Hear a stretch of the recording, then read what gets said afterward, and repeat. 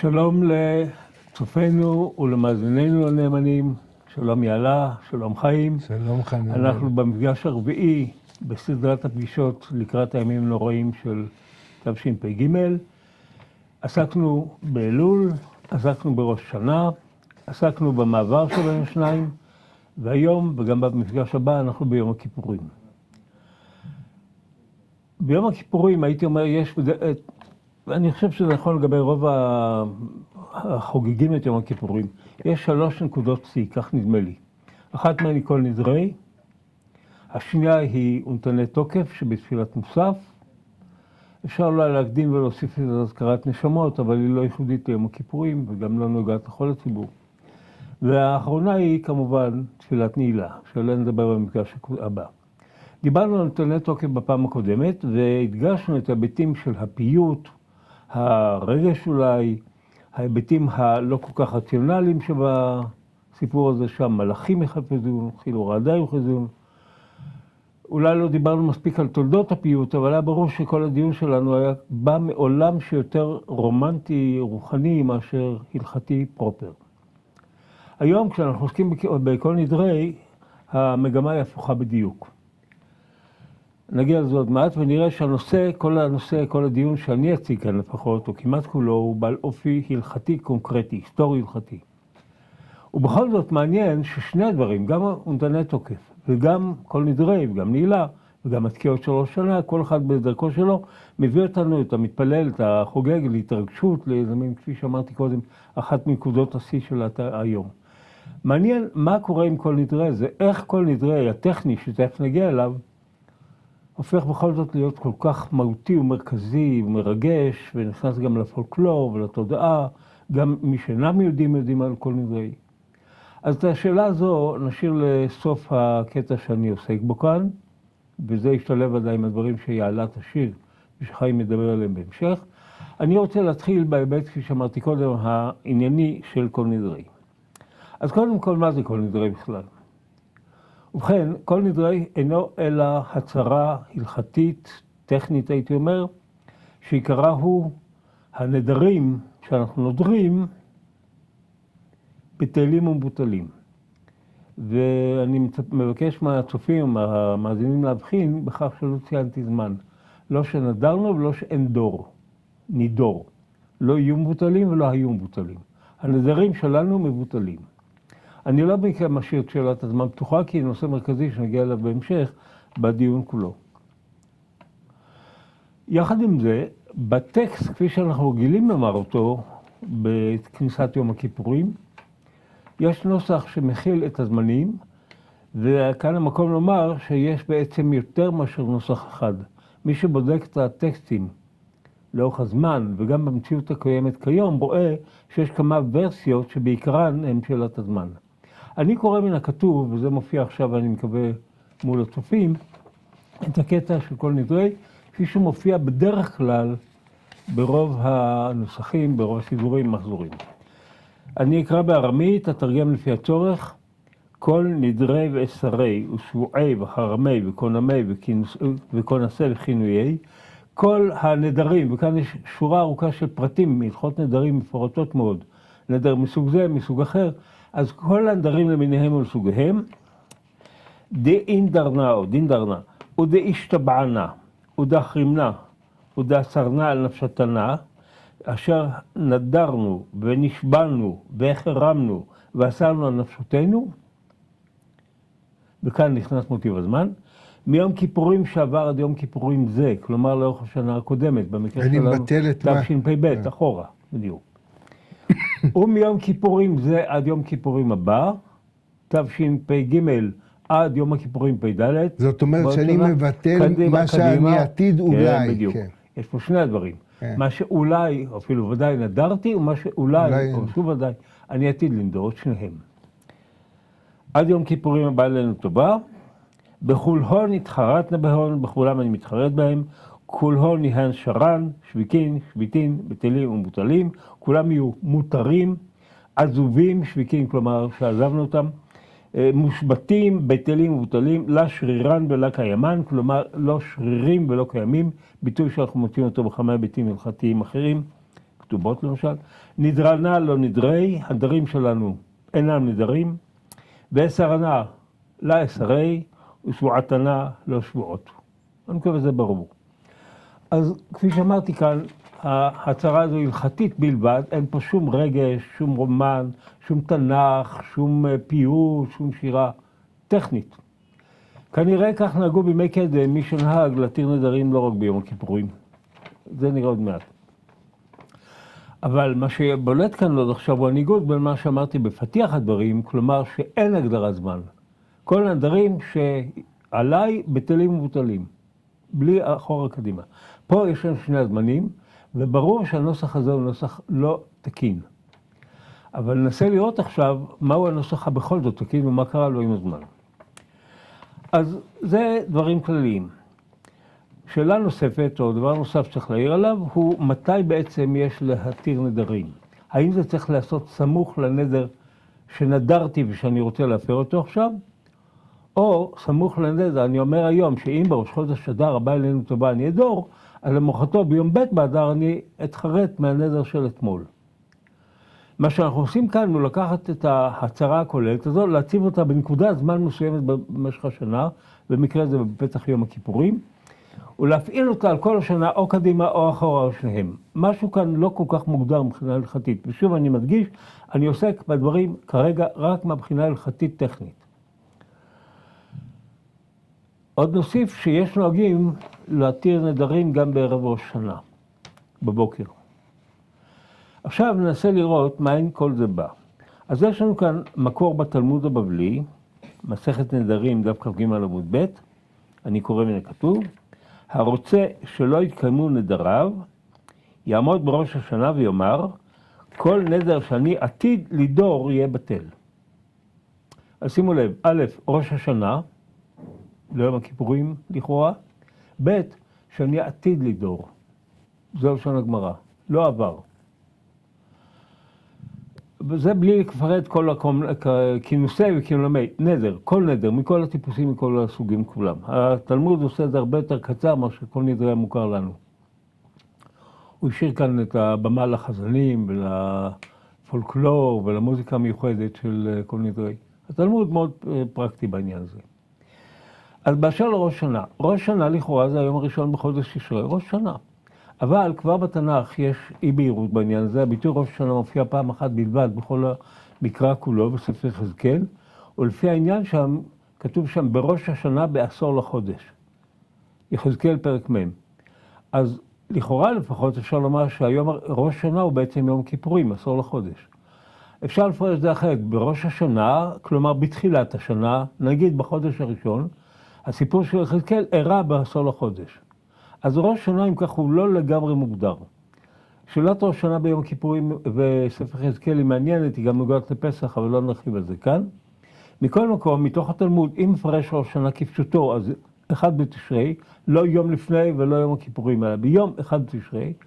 אבל אם להרחיב את זה יותר, אז זה מאפשר גמישות, וכך המנהג והמסורת הביאו את הדברים אל יום הכיפורים ולא אל ראש שנה. וכפי שכבר ציינו, מדובר כאן על העתיד.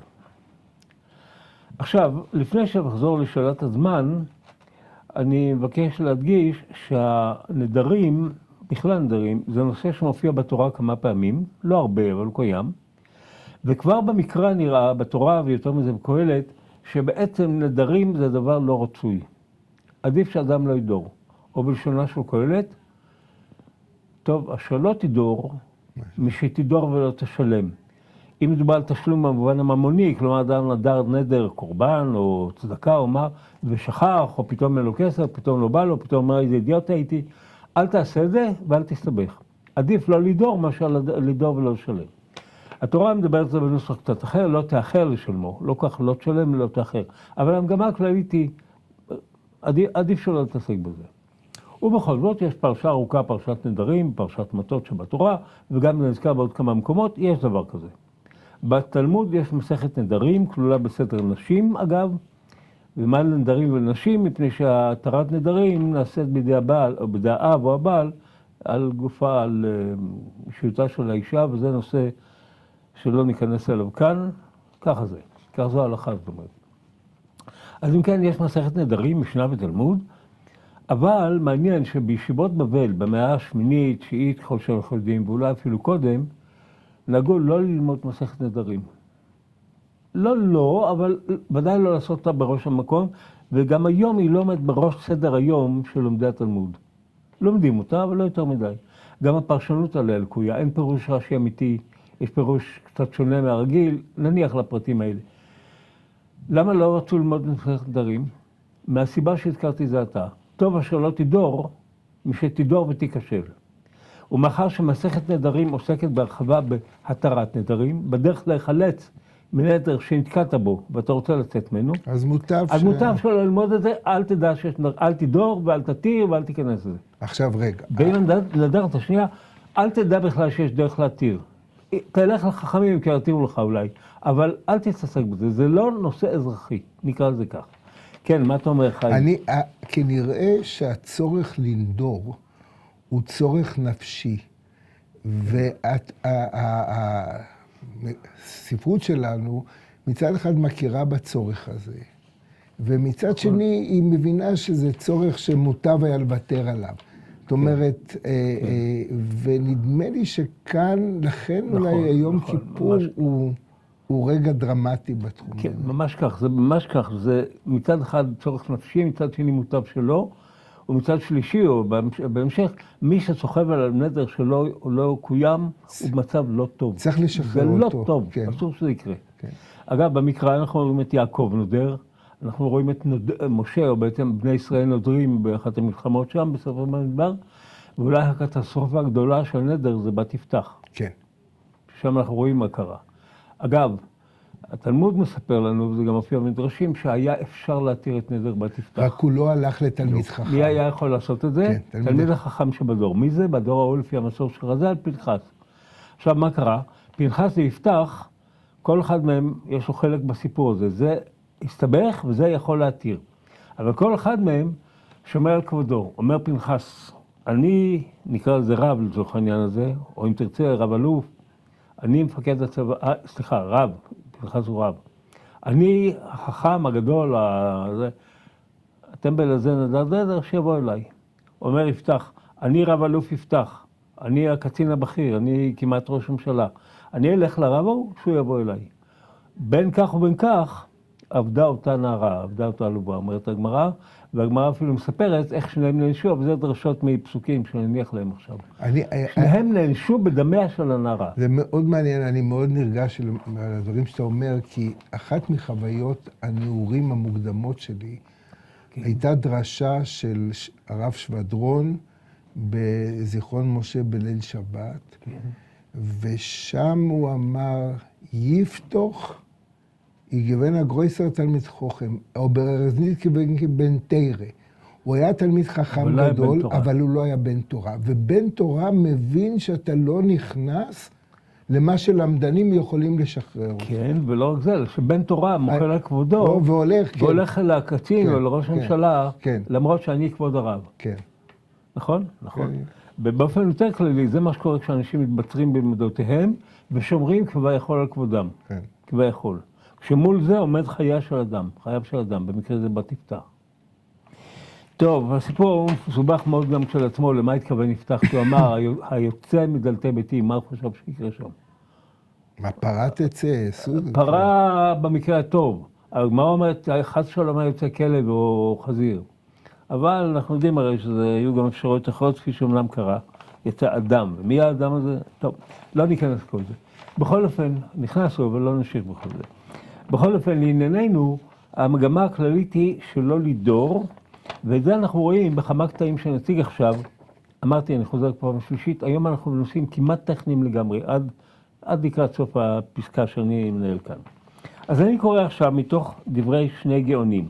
רב נטרונאי גאון, בבל, מאה שמינית, כן? הוא אומר כך, אין נוהגים לא בשתי ישיבות, כלומר סורה ופומבדיתא, שהן המרכזים הגדולים של יהדות בבל בימי הגאונים. ולא בכל ארץ. ולא בכל ארץ בבל, לא רק בישיבות המרכזיות, אלא ברחבי בבל, שהגאונים מנהלים אותה, את בבל. אין נוהגים להתיר נדרים, לא בראש השנה ולא ביום הכיפורים. ברוח הדברים שאמרנו קודם. אבל שמענו שבשאר הארצות אומרים כל נדרי. אבל אנו לא ראינו ולא שמענו מרבותינו. אז מה אומר הגאון? אנחנו בישיבות, אנחנו בבבל בכלל לא נוהגים להתיר נדרים, למרות שהתלמוד הבבלי התיר להתיר נדרים לעתיד. אבל אנחנו לא עושים את זה. אבל שמענו שיש מקומות שבהם כן. איפה זה המקומות אז זה לא ברור בדיוק, כנראה ארץ ישראל, זה לא בדיוק ברור, אבל ברור שהוא מתייחס לזה בביקורת. ולכן הוא לא אומר ארץ ישראל, לא אומר... במקום, הוא לא אומר, בגלל זה הוא לא מזכיר ארץ ישראל, יכול להיות, אפילו שהבבלים לא הייתה לנו שום בעיה לדבר בגנותה של ארץ ישראל, בגנותה של שיהדות ארץ ישראל בדורם, נאמר את זה בזהירות, לא של הארץ עצמה. אנחנו שומעים בימי הגאונים שארץ ישראל כולה שמד, ואין שם שום תורה ואף אחד לא יודע כלום, כל מיני ארץ ישראל בטלים ומוטלים. הוא לא כך נזהר בכבודה של ארץ ישראל, כמו שהוא נזהר בהלכה.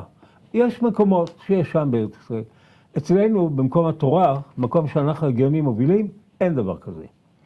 ובערך, ברוח זו, רב עמרם גאון, דור וחצי אחריו, מנהג שטות הוא להתיר נדרים, ואסור לעשות כן. אז תראו מה קורה כאן. הגאונים, לא רק שלא מאפשרים לומר את כל נדרי ביום הכיפורים ולא בראש השנה, מנהג שטות, אין לעשות כן. מנהגנו, שכבר רווח בכל תפוצות ישראל, כבר דורות רבים, הוא לפי הגאונים מנהג שטות ואין לעשותו. כך אנחנו עושים בכניסת יום הכיפורים, לא באיזשהו פינה במשך השנה. בכניסת יום הכיפורים, ברוב עם, בהתרגשות גדולה, עושים מנהג שהגאונים ראו אותו, ממשיכי התלמוד, כמנהג שטות שאין לעשות כמותו. אבל באשכנז, אנחנו מדלגים קצת, 200 שנה יותר מאוחר, 111 רש"י, אני אומר כאן, רש"י או תלמידיו, מפני שלא ברור בדיוק, זו שאלה של ספרות דברי רש"י, מי בדיוק ערך אותה. אז מתוך הספרות שבא מבית מדרשה של רש"י, הוא עצמו, או מי מחבריו או תלמידיו, שם אנחנו מוצאים, אומרים כל נדרי כדי להתיר נדריהם שאין זוכרים. אבל אם זוכרים, צריך לקיימם.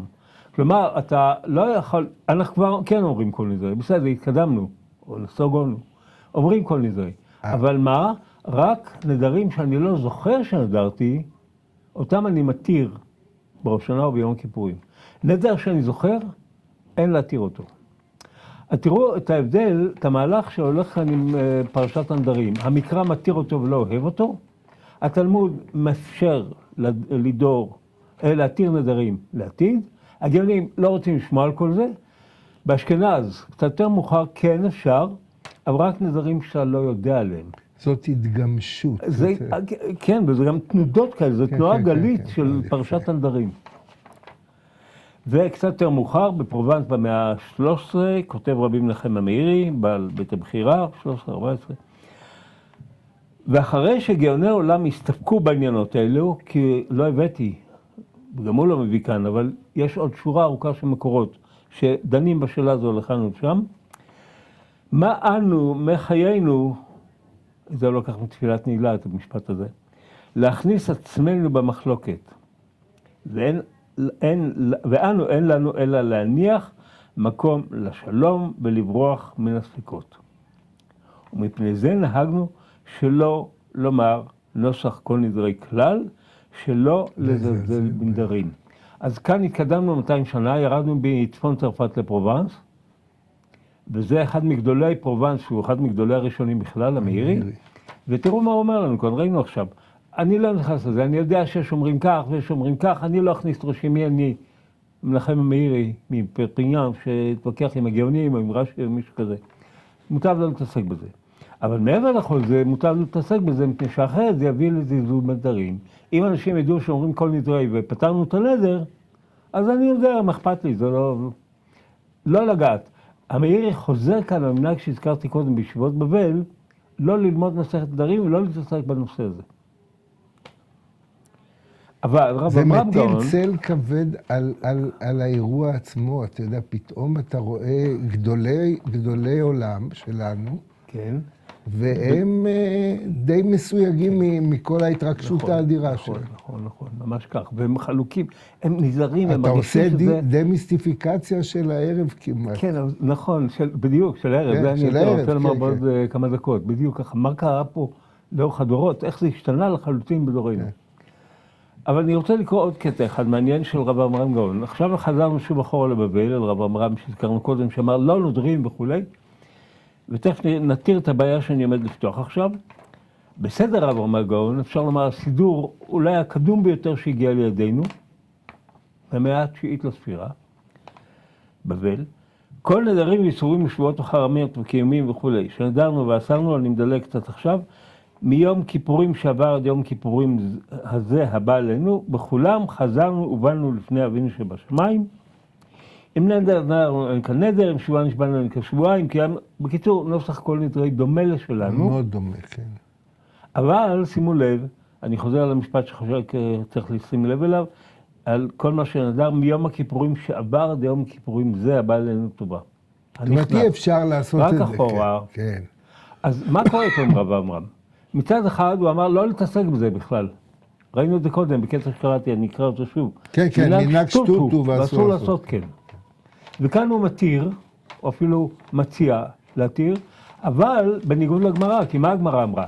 הרוצה שלא יתקיימו נדריו, היא אמר, כל נדר שאני עתיד לדור בשנה הבאה, לא ידור. והנה הרב עמרם, שהוא גאון, כלומר, גאון לא במובן של להקיעו, במובן שממשיך מסרת התלמוד, כבר מתיר להתיר נדרים, אבל אחורה, בניגוד לדין הגמרא. אז תראו כמה הנושא הזה מורכב ומסובך. רגע, אז הנוסח שלנו שאומר גם זה וגם זה מנסה... רגע, תכף נראה את זה, נכון. זה רבנו תם, תכף נגיע לזה. אבל מה עשה הרב עמרם? הלך אחורה, אבל בכלל איך ייתכן שבסידורו הוא אומר דבר אחר מכפי שהוא אמר קודם. אז כאן יש בעיה שזה לא המקום להרחיב עליה, אני אומר אותה בקצרה. שאלת סידור רב עמרם גאון היא שאלה גדולה מסיבות שלא קשורות בנושא שלנו. הסידור הזה נכתב בבבל. בעצם לומר כך, רב עמרם ויותר מאוחר רב סעדיה במאה העשירית, כתוב שלהם סידורים גדולים, הם קראו לסדרים, לפי בקשתם של יהודים בתפוצות. רב סעדיה כתב לצורך יהודי מצרים, הסידור שלו הגיע לשם, ונשאר במזרח התיכון. ואנחנו יודעים היום לשחזר אותו, כתבי יד שרדו, הסידור קיים כמו שהוא. סדר רב עמרם נדד לספרד, הוא כנראה כתב לצורך יהודי ברצלונה, זה לא לגמרי ברור, כנראה שכך.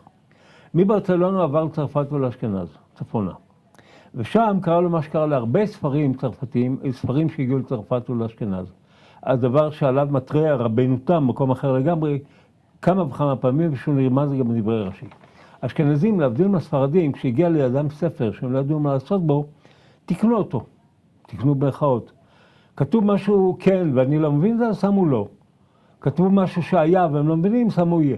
האשכנזים במובן הזה, בימי הביניים, במאה ה-12 בעיקר, היו קלי יד על ההדק, נאמר את זה כך. מי שהתקומם לזה בחריפות היה רבנו תם, וזה נרמז כפי שאמרתי גם בדברי רש"י.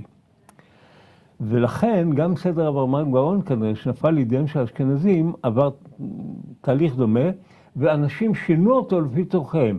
בא סדר רב עמרם גאון לידי יהודי באשכנז, כתוב שהם שלא נודרים נדרים, לא, אבל הרי אנחנו כן נודרים. תיקן, שינה, הכניס מה שנהוג אצלו. זה כנראה מה שקרה עם רב עמרם גאון, לכן היום אנחנו יודעים שרב עמרם גאון, הנוסח שלו איננו, אי אפשר לסמוך עליו. הוא עבר שינויים בכל מיני מקומות. על הסידור. על הסידור שלו. אז מה שכן אפשר לסמוך ברב עמרם זה המנהגים, ומה שהוא עצמו אומר, בגוף ראשון.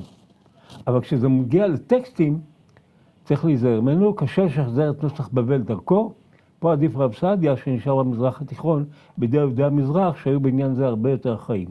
ועוד נוסיף משפט אחד ובזה נתקדם. האשכנזים, כבר רש"י, אבל במיוחד תלמידיו, מה-12-13, כשמדברים על ספרים, תמיד הם אומרים ספרים מדויקים באים מספרד.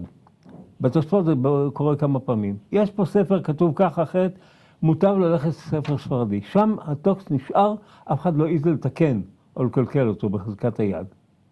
אז רב עמרם גאון דוגמה מעניינת, והסיפור הזה הוא דוגמה מאוד מעניינת. עכשיו, שאתה מביא במספר 4, רב עמרם גאון מנהג שטוטו, כן. זה לא מסידור רב עמרם גאון? לא, זה כאן במקום אחר. לא, אני לא זוכר, אולי זה כן מהסידור. אבל כפי שאמרנו עכשיו, בסידור עצמו יש תהפוכות. מפני שהוא נפל בידיים שונות ואי אפשר לסמוך עליו. חלו בו ידיים. משהו. בדיוק ככה, חלו בו ידיים, בדיוק ככה. את זה ידעו היטב האשכנזים.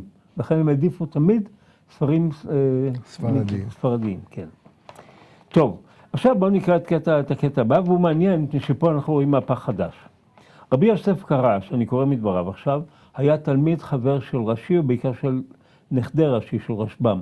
הוא היה פרשן מקרא, שמו לא כל כך ידוע ברבים, אבל היה איש חשוב מאוד מאוד בדורו. אברהם גרוסמן כתב עליו כמה וכמה דברים, הוא ראה בו את ראש המתווכחים הנוצרים בדורו, באמת איש חשוב מאוד שגורלו לא שפר. אז תראו מה הוא אומר, רבי יוסף קרא בצרפת.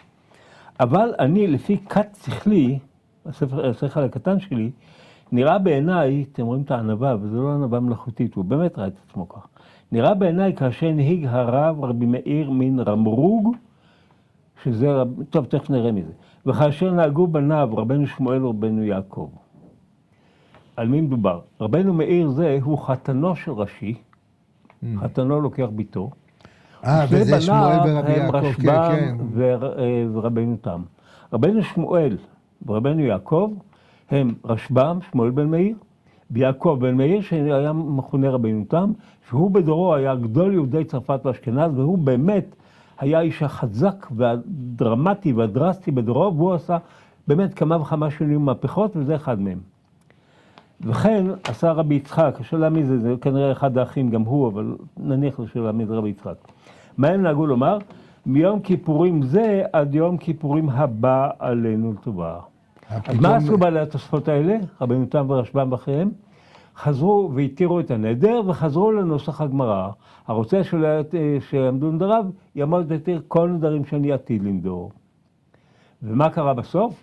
זה הנוסח שהתקבל, אבל הנוסח שהיה קיים גם קודם, שאחדים הגאונים הסכימו איתו וראינו קודם שהוא קיים, על העבר גם הוא היה קיים, ומי יבוא ויאמר אני מוחק חצי מכל נדרי, מה קרה בסוף? נשארנו עם שניהם. והנוסח עם שניים הוא נוסח משובש בעליל. בואו עכשיו נחזור לטקסט של כל נדרי כפי שקוראים אותו. כל נדרי וישראל וכו'. מיום כיפורים שעבר עד יום כיפורים זה, ומיום כיפורים זה הבא לנו טובה, בכולו נתחרת נבון. על מה אתה מתחרט? על משתידור? נניח איכשהו. כולון יהון שרן, מי? העתידים או אלה של העבר? זה לא חד משמעי וזה לא ברור, וברור שהנוסח שלנו הוא נוסח משובש. אבל זה מה שהתקבל.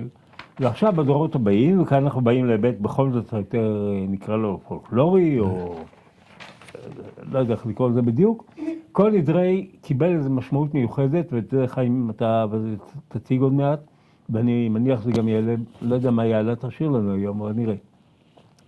מעמד כל נדרי, כניסת יום הכיפורים, קיבל מעמד מאוד מאוד מאוד דרמטי ומכובד, כי זה כניסת יום הכיפורים, באמת אנשים עומדים נרגשים, ומתלווים על זה עוד כמה פרטים שאנחנו לא כל כך שמים לב אליהם, אבל הם נותנים למעמד הזה את הקדושה שלו. למשל, על פי ההלכה להתיר נדרים מותר רק ביום ולא בלילה. לכן התרת נדרים נעשית ביום, וכל נדרי נעשה לפני שקיעת החמה. כלומר, עוד לפני כניסת יום הכיפורים ממש. אז זה מין תוספת יום הכיפורים כזו. עכשיו נוהגים באשכנז, ונהגו גם בארצות המזרח. בבוקר לפני... זה בערב השנה. לא, אני עכשיו בכניסת יום הכיפורים. כניסת יום הכיפורים ביום עדיין קיימת מצוות ציצית, שגם היא ביום. לכן מתעטפים בטלית לקראת כל נדרי. אנשים רואים את זה משהו רומנטי, מכובד, וזה באמת כזה, אני לא אומר שלא. אבל אילו היו אומרים כל נדרי בערב, זה לא זמן ציצית, אין טעם לענות טלית, חזן אולי. מחר זה מתחיל ביום, שזמן ציצית הוא קיים, אז אנחנו מתעטפים בציצית, בטלית, בציצית, מפני שזו מצוות היום. וזה נותן לכל הערב, וזה אופי הרבה יותר דרמטי, וכך נשארים יהודים בדרך כלל עם העטופים בטלית, לאור כל תפילת ערבית, מה שלא קורה בשום יום אחר בשנה, אגב, אתה יודע, במנהג האשכנזי. שרב שמואל סלנט, שהיה רבה של ירושלים, לקראת תפילת ערבית, הוא היה מוריד מעצמו את הטלית הקטן. זאת אומרת, כדי להראות שזה כבר לא מצוות היום. מעניין, לא ידעתי את זה. ציצית 4 כנפות על הגוף, החרדים נוהגים ללבוש כל הלילה. כל הלילה, כן. טוב, אני רוצה לגעת בעוד נקודה אחת, אז זמנים תם, אז באמת נקודה אחת בלבד. בפתיח לכל נדרי נוהגים לומר, וגם זה חלק מהדרמה של יום הכיפורים, על דעת המקום ועל דעת הקהל, בישיבה של מעלה ובישיבה של מטה, אנו מתירים להתפלל עם העבריינים. כך נוהגים לומר.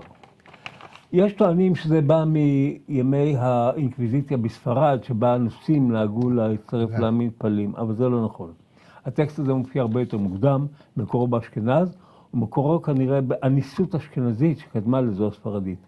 כלומר, כבר באשכנז, נאמר את זה כך בקצרה ובזה נסיים, בסוף המאה ה-11 באים מסעי הצלב, ושם הייתה, אף אחד לא העלה בדעתו, כמעט אף אחד לא העלה בדעתו, להיות אנוש. כלומר, אנשים מסרו את נפשם ואת נפש בני משפחותיהם, זו בעיה גדולה בפני עצמה, מתו על קידוש השם וזהו. אבל התפתחה גם אפשרות שהתפתחה אחר כך יותר בספרד, של מה שקוראים אניסות. כלומר, להיות כאילו נוצרי, ממיר, בגלוי, ולשמור על המצוות בסתר. זה קרה כבר באשכנז, אלה היו באים לבית הכנסת ביום הכיפורים, ואפשר להבין מאיפה זה בא, לגמרי אפשר להבין, וכנראה שם כבר נתקן הדבר הזה. ונוהגים לומר אותו גם היום. מאחר שראוי בלכתחילה לא להתפלל עם עבריינים, הכוונה לעבריינים כבדים, לא מישהו שלא אמר יעלה ויבוא בראש שנה, אלא מישהו באמת עבריין כבד, אבל ביום הכיפורים בכל זאת באים העבריינים הכבדים בבית הכנסת, אז אנחנו מתירים את זה במיוחד, ואנחנו מצרפים אלינו בדין של מעלה שגם הוא מתיר, ושוב, מי שמכיר את הוואי בית הכנסת יודע שזה עושים כשגדולי הקהילה, הרבנים, החזנים, מי שזה, עומדים על הבמה עם ספרי תורה בידיהם, כשכולם עטופים טליתות, כשהשמש נוטה לערוב, כשלא מזמן סיימנו את הסעודה המפסקת, אבל אנחנו עדיין לא רעבים וצמאים, עדיין הראש מאפשר להתרכז במציאות ולא לחשוב מתי ייגמר צום. וכך קיבל כל נדרי את אופיו המיוחד, שעליו אתם תעסקו בו. יאללה, חיים. יאללה. תודה רבה חננאל. האמת שבאמת הסיפור של כל נדרי הוא נורא משונה. החגיגיות שהוא מקבל, אני חושבת שאולי בגלל זה התחשק לי להביא איזה רגע חגיגי אחר מהתפילה הספרדית, שהוא גם הרגע של הפתיחה של הכניסה אל ערב יום הכיפורים, פיוט מאוד אהוב, גם לא פשוט, יש בו הרבה, יש בו מנעד מאוד מאוד רחב של רגשות, פיוט של המון קרבה, שמחזיק בתוכו גם את הביטחון וההישענות של הקרבה, אבל גם את הפחד ואת המקום שמרגיש מאוד קטן. את היראה, כן. זה יותר מוצלח. יראה. זה הפיוט לך אלי, ורציתי להביא אותו אלינו בלחן של מאיר בנה, זיכרונו לברכה, הלחן האהוב והיפה.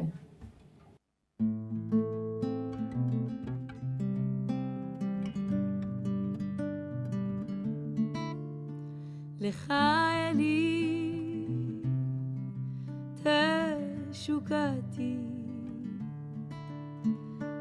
בכך אשקי ואהבתי, לך ליבי וכליותיי, לך רוחי ונשמתי, לך ידיי, לך רגליי, וממחי תכונתי, לך עצמי, לך דמי, ואורים גווייתי,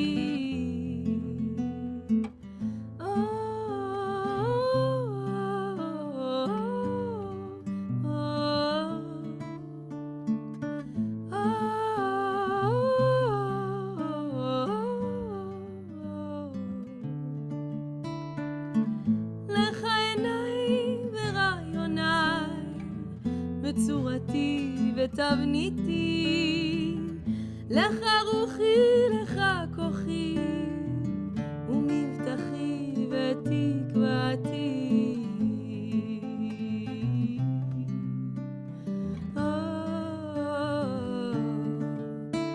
לך אמת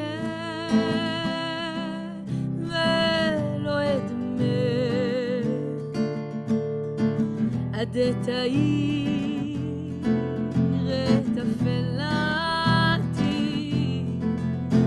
לך אזק, בך דשובי לאדמתי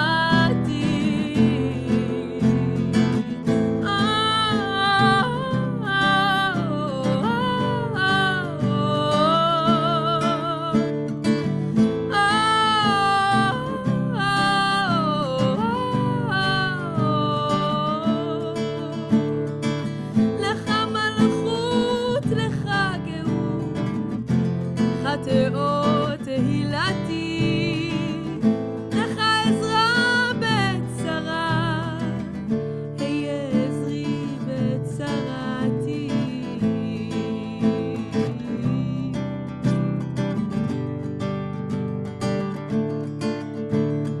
מה אני ומה חיי ומה כוחי ועוצמתי,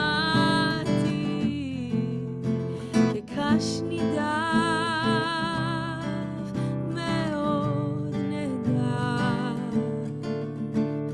ואיך תזכור משוגעתי.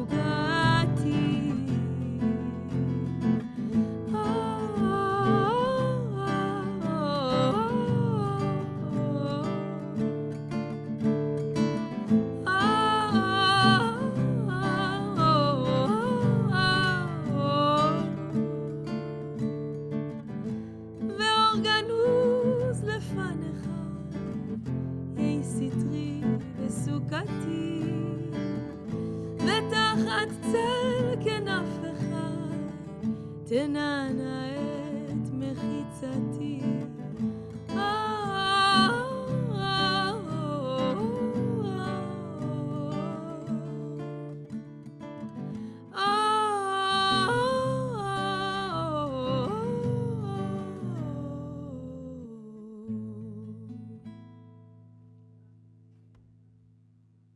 תודה. מאוד ריגשת אותנו. אני מוכרח לומר, חננאל, שהדיון הכביכול יבש, הטכני, היה מופלא. כי בעצם תודה. אתה רואה איך על בסיס כמעט הייתי אומר של בטון, פתאום אתה מעמיד איזו התרגשות אדירה, ואני הולך לדבר על ההתרגשות, ואתה רואה שהבסיס הוא בכלל משהו מאוד ארצי, נקודתי. כן, של המקורות הקדומים לא אוהבים אותו. המקרא וגם חז"ל וגם הגאונים, חלקם לפחות, לא אוהבים את כל זה. כן. זאת אומרת, פה זה בולט, שזה לא בנו כאן לדבר, נניח השבת. יש הלכות שבת, ואז יתרומם מעל זה ההיבט הרגשי. זה דבר שמלכתחילה לא רוצים אותו. ואף על פי כן הוא צמח כנראה שרצון העם גבר כאן. כן, וגם הפחד מנדרים.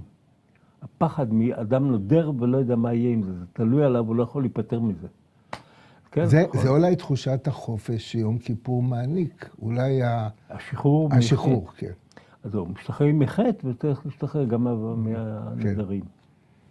מה שאני רציתי היום להביא, זה באמת את אותה התרגשות של ערב כל נדרי.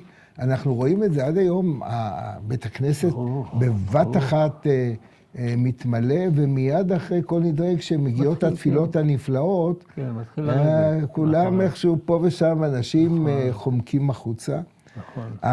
אני רוצה להביא שתי דוגמאות מעולמו של עגנון. אחד, זאת ההקדמה לאנתולוגיה ימים נוראים. עגנון, מסיבות כאלה או אחרות, תכנן בחייו לעשות אנתולוגיות אחדות, גם לשלושה רגלים. לשבועות יש. לשבועות יש, אתם ראיתם, הוא תכנן וכו', אבל היצירה הנפלאה שלו היא ימים נוראים, ובהקדמה להוצאה החדשה של הספר, הוא קורא לזה זיכרון בספר, הוא מתאר מה באמת היה המנוע הרגשי שהביא אותו לעבודה המאוד מדויקת והעשויה היטב שלו.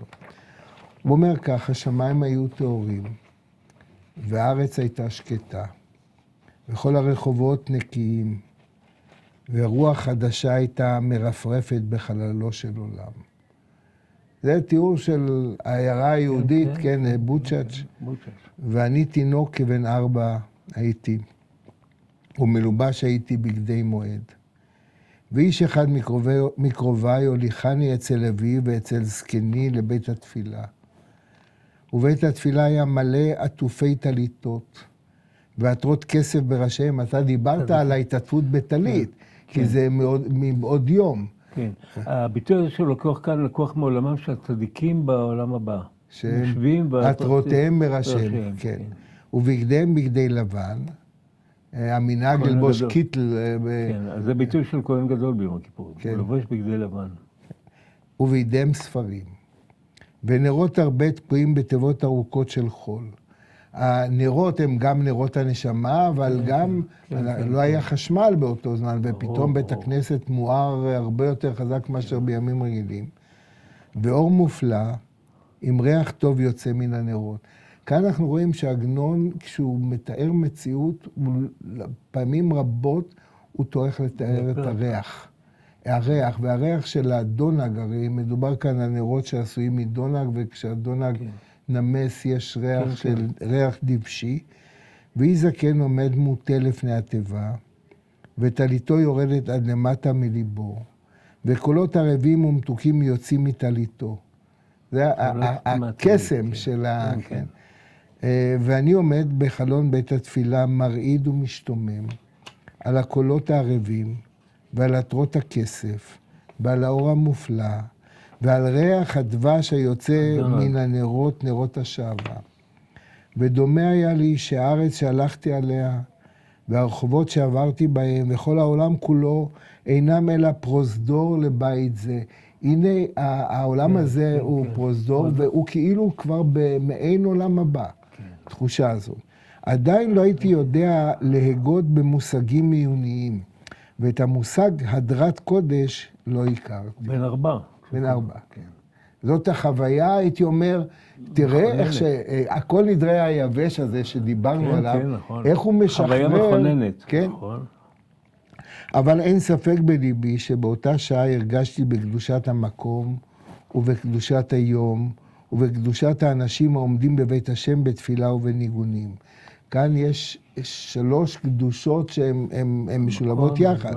המקום והיום והאנשים. ואף על פי שעד לאותה שעה לא ראיתי דבר כזה, לא עלה על דעתי שיש הפסק לדבר. זאת אומרת שהדבר הזה יכול פתאום להתפוגג, להיגמר, להתמוסס. וכך הייתי עומד ומביט על הבית. ועל האנשים שעמדו בבית, ולא הבחנתי בין אדם לאדם, שכולם כאחד, עם כל הבית כולו, דומים היו עליי כחטיבה אחת. זאת אומרת, האנשים עטופים בטלית, וזה לא היה תחושה של פירוד, כמו שיש לנו בחיים, כן, אלא... כן, רואה מין חטיבה אחת. ושמחה גדולה הייתה בליבי, וליבי נדבק באהבה לבית זה. אני ממש נשנק, כי אני זוכר את החוויה שלי כילד בבית הכנסת של אבי, בבת ציון, כן? ולאנשים אלו ולניגונים אלו. על יד, שזה צורה שבהדרגה פסקו הניגונים, ועדיין בת קול הייתה מנהמת. בת קול זה כי בבואה של קול, זה מין הד. בת קול מנהמת, זה מופיע בגמרא כמה פעמים. כי יכול אלוהים לדבר ובני אדם שומעים בחובה. עד שפסקה אפי, נתקמתה נפשי פתאום, וגאיתי בבכייה גדולה. אבי וזקני נתחלחלו, ושאר כל העם עמדו עליי לפייסני. ואני דמעותיי מתגלגלות והולכות מתוך הבכייה. אילו לאילו שואלים מי גרם את תינוק שיבכה, ואילו לאילו משיבים, מי יודע? זה אילו ואילו בלהט מלהטים, הפיוט. אתה רואה שכאן הטקסט הזה נכתב כתיאור של חוויית עומק. אתה אספר מי גרם לי שאבכה. אותה שעה שנפסקה התפילה, נפסקה פתאום אותה חטיבה נאה. מקצת מן האנשים הורידו טליתותיהם על ראשיהם, ומקצתם התחילו משיחים זה עם זה. אותם שאהבתי שאהבתי נדבקה בהם, החליפו פניהם פתאום והשחיתו את דמותם הנאה ואת דמות הבית ואת דמות יום. הנה זה בעניין של הקדושה של כל הבית והיום בזה. ועל זה היה דווה ליבי. זה ביטוי מגילת איכה. על זה היה דווה ליבי, כן. ועל זה גאיתי בבכייה. כמה שנים יצאו ועדיין אותה השתוממות מופקדת בליבי. וכשם שהיא מופקדת בליבי, כך שמור בליבי אותו הצער. וכל שנה ושנה ביום הכיפורים, כשאני רואה אנשים מישראל, כולם צגים לובן מוצעפים להדרך בשרפים מפים. פיוט. שזה פיוט כמובן, מחליפים פנים של חילוי בפנים של חולין. נפשי מתקמטת כבאותו היום. פנים של חילוי לחלות פניו, כן, כן. הופכים לחילון. מאוד יפה. כן, כן, יפה, באמת יפה. פעמים הרבה שאלתי את עצמי, כלום על ידי התפילות והפיוטים בלבד ישראל קשורים באביהם שבשמיים? ואיך אפשר לגוי קדוש בימים הקדושים לבטל מקדושת הימים בדברים בטלים ובשיחות אדיוטות? כאן אתה רואה שזה מזכיר גם את מה שדיברנו בפגישה הקודמת, על נתני תוקף, העניין שההכנה לקדושה, המבוא, הסילוק. לתפילת הקדושה. כן, אז גם כאן הוא מדבר על הקדושה, כן. לבטל מקדושת הימים בדברים בטלים ובשיחות אדיוטות. ימים שאינם חוזרים ושעות שאינן חוזרות, איך מורידים את עדייהם מעליהם. יש אנשי דת שאינם מסיחים דעתם אפילו שעה אחת מסגולת הימים. אבל מה יעשה האדם הפשוט? שאין בו כוח לעמוד תמיד באותה המעלה שעומד עליה בשעה שהוא מתייחד עם קונו. והלא חדבת השם מעוזנו, וצריך אדם לחשוב... זה פסוק שבא מנחמיה על ראש השנה. כן. חדבת השם מעוזכם למעל ראש השנה. כאן אגב אתה רואה, א', את הידע העצום שלו, ברור. וב' אולי יותר מאשר את הידע, כי זה, בוא נגיד שגם אנחנו, כל אחד מאיתנו בדרכו, היכולת לגייס את הידע ולשבץ את זה ולעסוק בזה. הספרות הטובה לאורך כל הדורות הייתה כזו. בימי הביניים, הליקוטים ומה שנקרא שיבוצים, השימוש בתנ"ך לאורך כל הספרות, זה היה דבר בולט. הספרות המקמות והשירה של ימי הביניים, גם הקטעים ששמענו קודם מיעלה, בנויים על שברי פסוקים שמשתלבים בזה בתוך זה. כאילו, והם מקבלים זרימה חדשה. כן, התנ"ך שהוא הבסיס לכל הדברים. וצריך אדם לחשוב תמיד איך למצוא דרך אליו יתברך. כל שכן, בעשרת הימים שהקדוש ברוך הוא ממציא עצמו לדורשם, ממציא עצמו, זאת אומרת, הוא מצוי, הוא נגיש. זה לפי הפטרה, דרשו השם בהימצאו. כן, ביקשו בהיותו קרוב. ולא ייתן האדם לשעות הגדולות שניתנו לקורת רוח לישראל, שיצאו בלא כלום. וכשנתתי דבר זה על ליבי, עלה בדעתי לחבר שיר עלילה על חיבת הימים הנוראים, שיהיה אדם קורא בספר בשעת ההפסקות, כלומר בין תפילה לתפילה, ומעורר את ליבו.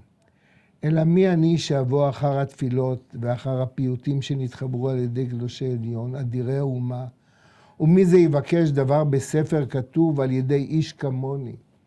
ובכן, סילקתי ידי מזה. אבל בכל שנה ושנה בימי הרחמים והסליחות, כשהייתי מאיים בספרים לדעת מה השם שואל מעמנו. זה גם... פסוק בתורה. פסוק בתורה. ואתה ישראל, מה השם דורש ממך. כן. שואל ממך.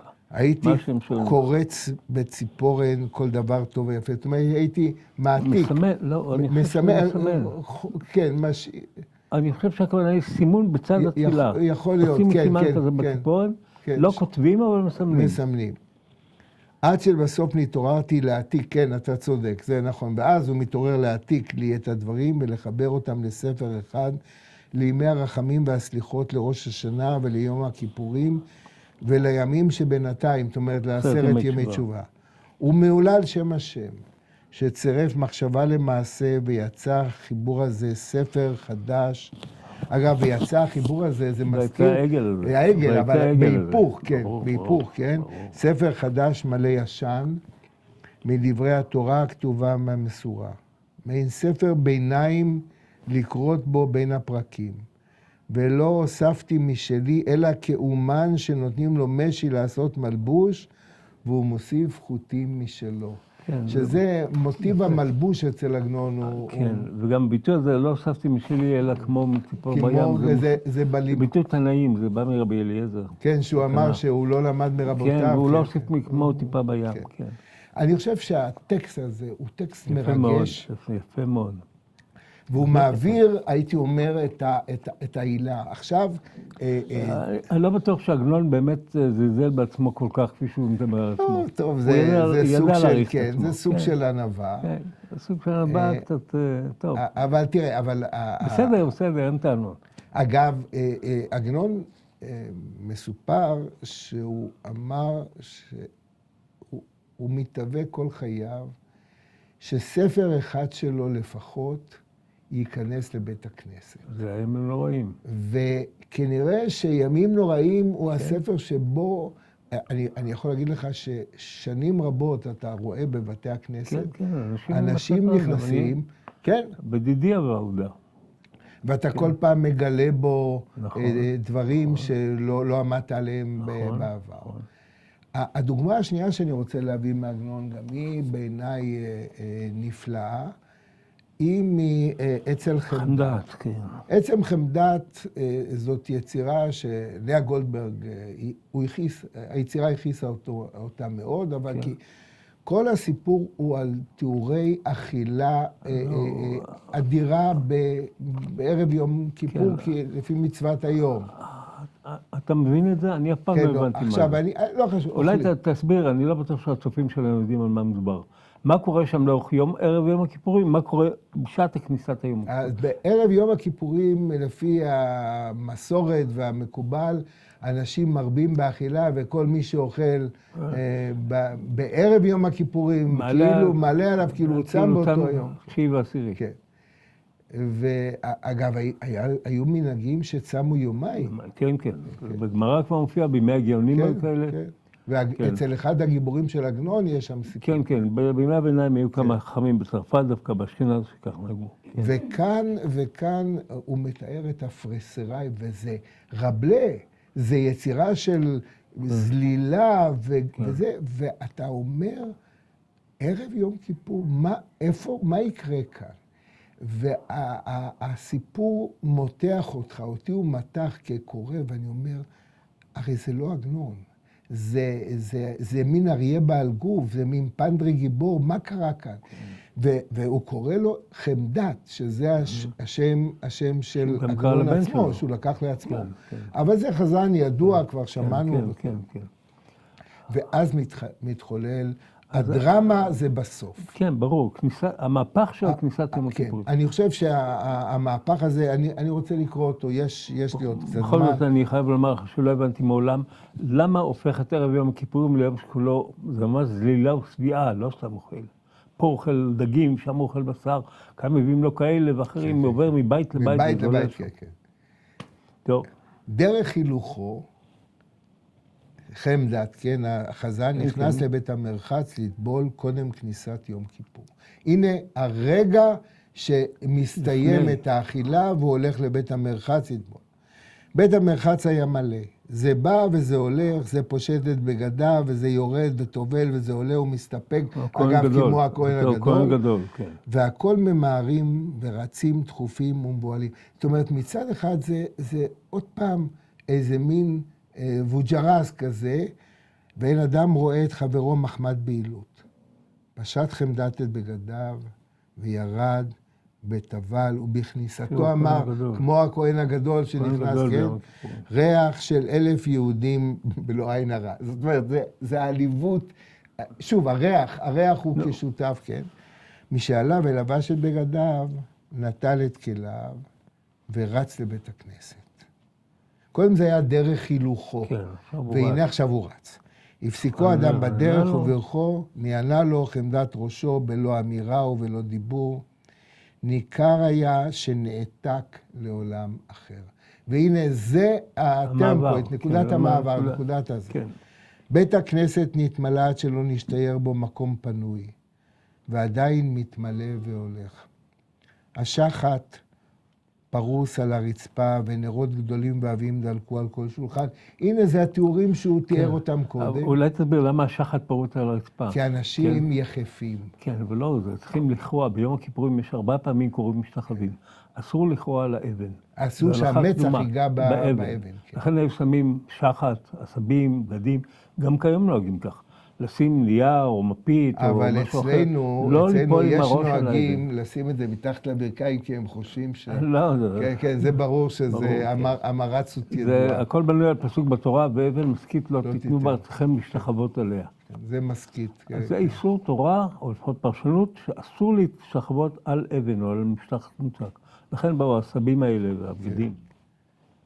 דלקו על כל שולחן ובכל חלון. ובחלונות בין הנרות עמדו תינוקות בלא שיעור. אותו חלון שהוא מסיפר בקטע הקודם.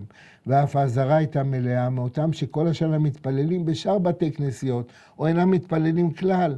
ובראש השנה או ביום הכיפורים באים להתפלל עם חמדת. מלבד כמה שרים מן הגויים, שבאים לשמוע אל הרינה ולתפילה, אבל הם באים לשמוע אל הרינה, לא אל התפילה, אל המוזיקה. וכשם שבית הכנסת היה מלא אנשים, כך הייתה עזרת נשים מלא אנשים. ולמעלה מראשיהם מנורות הרבה בלא מספר, שמאירות כלפי הנרות שעל השולחנות ועל החלונות. זאת אומרת, יש כאן מפגש אורות בין אורות הנשמה והאורות שבנברשות. נתעטף חמדת בטליתו עד למטה מרגליו. הנה ממש כל הגוף, כן. ניגב את בתי עיניו, הוא פתח את מחזורו, עיניו במשקפיים. אפשר שדברים שאני מספר נראים כדברי הוואי. ובאמת אין כאן לא גוזמה ולא שום הפרזה, אלא דברים כהווייתם. חמדת התחיל מתמעט. זאת אומרת, הוא הולך ומתכווץ, האדם עומד כן, ודומה שהוא מצטמק והולך. קרייסו, שהוא הרי כל היום הוא מילה אותה, כן, כאילו נבלעה, וכולו קצרור מלבושים שפרסו עליהם טלית.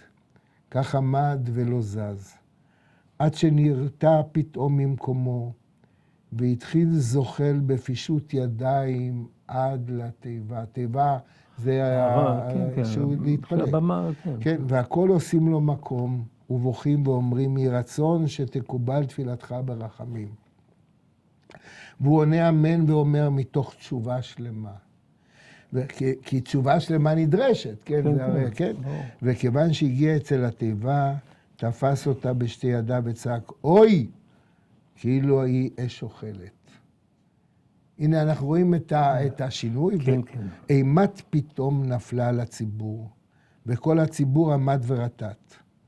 חמדת עמד לפני התיבה, מוקף קהל מסייעיו המשוררים, ואגב, בלשון, ביידיש ובלשון בעיירה, משוררים, זה המקהלה.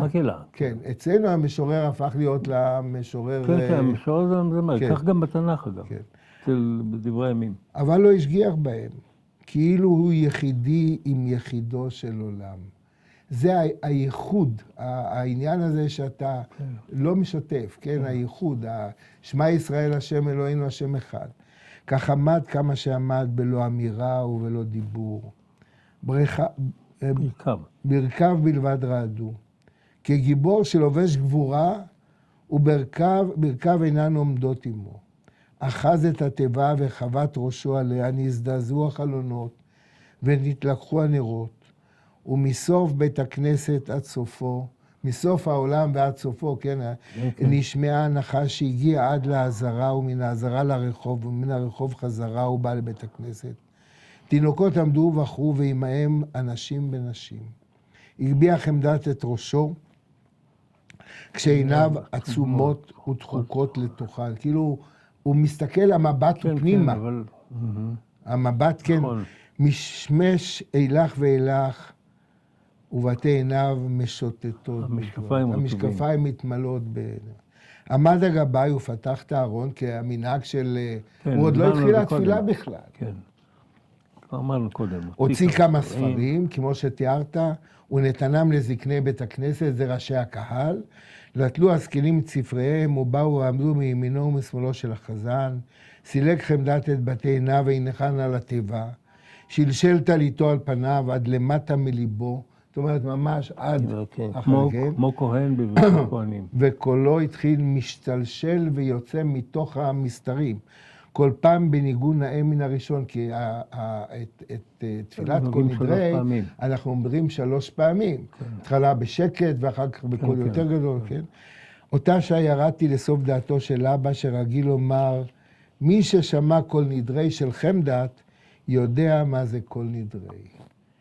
אחרי כל נדרי התחיל לומר ונסלח לכל עדת בני ישראל. פעם ראשונה דרך תחינה ובקשה, פעם שנייה דרך ביטחון, פעם שלישית דרך ביטחון והסכמה. אני חושב ביטחון והסכמה. וכך נגמר הספר.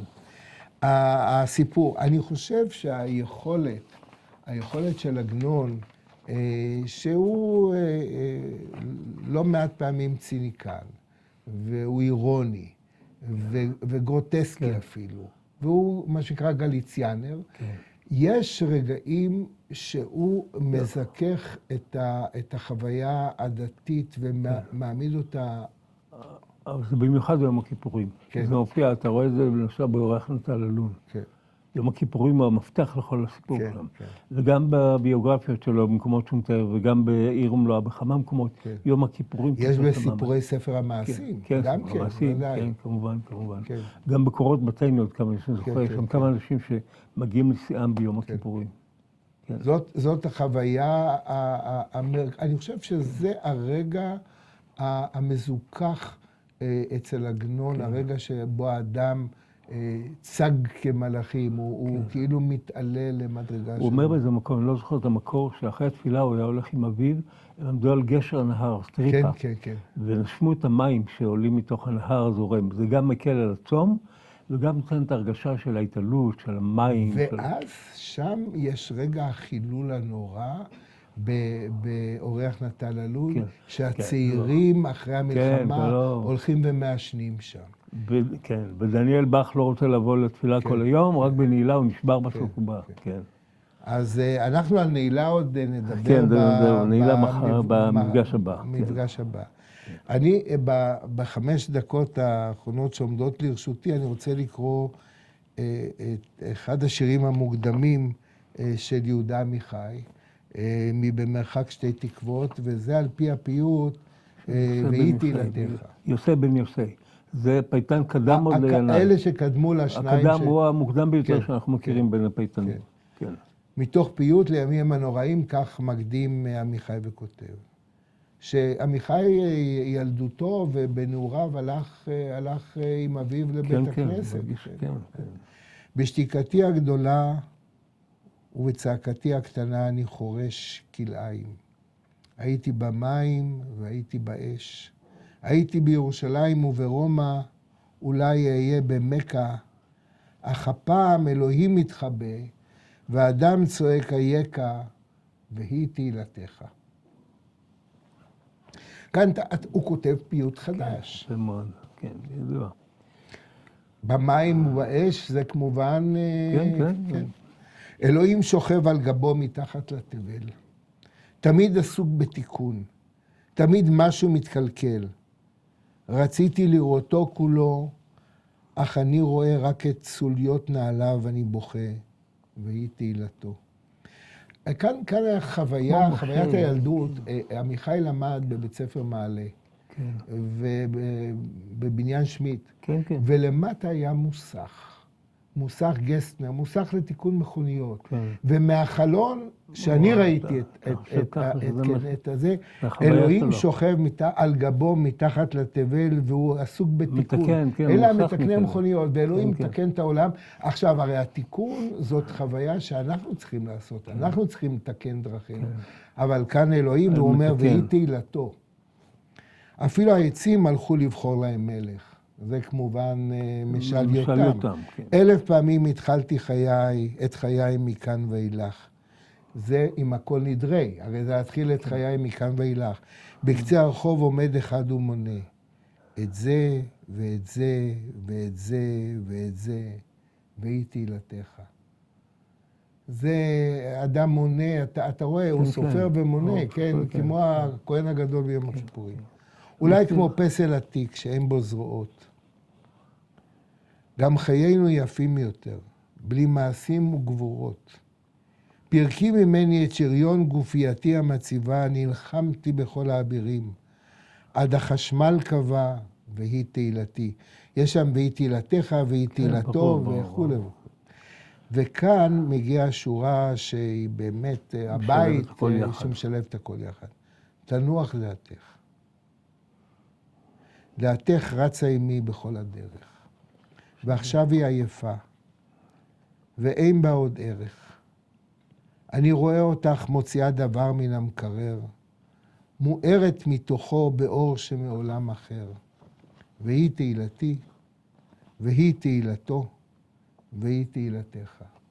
וכאן יש דבר מרתק, אני שמעתי את זה מחיים גורי. גורי אהב מאוד את השיר הזה, ואמר, תראה, אצל אלתרמן אלה היו הפנסים ברחוב שהיו מהירים. תל אביב.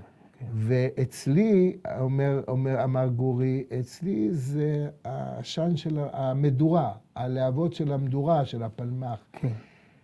זאת כבר שירה עם חידושי הטכניקה, וזה איך היא פותחת את המקרר, ובמקרר יש נורת חשמל, כן. והיא מוארת האהובה באור שמעולם אחר. כן. ואני חושב שכאן אנחנו רואים דבר מרתק. איך התשתית, הייתי אומר, של ילדותו, של ילד שהלך לבית כנסת, ששמע את הפיוטים, מעניקה, כמו שראינו כן. בפעמים הקודמות, מעניקה ליצירתו של עמיחי עוצמות ויכולת בלתי רגילה. יחד עם זה, עמיחי מוריד פרופיל, לא גבורה ולא תהילה, ותוריד את הגופייה העצובה ממקומות. כן. מאוד מאוד... הכל ארצי. ארצי וענייני ורגיש, ולא... תראה, לקחת את הקדוש ברוך הוא, שהוא בכל מקום, ולעשות אותו מוסכניק. כן. מצד שני, אתה לא יכול להגיד שאין פה חוויה, כן, ברור, חוויה דתית. ברור שכך. אתה רואה את סוליות נעליו. כן, זה כל כך אנטי-מאצ'ו השיר הזה, בכלל עמיחי.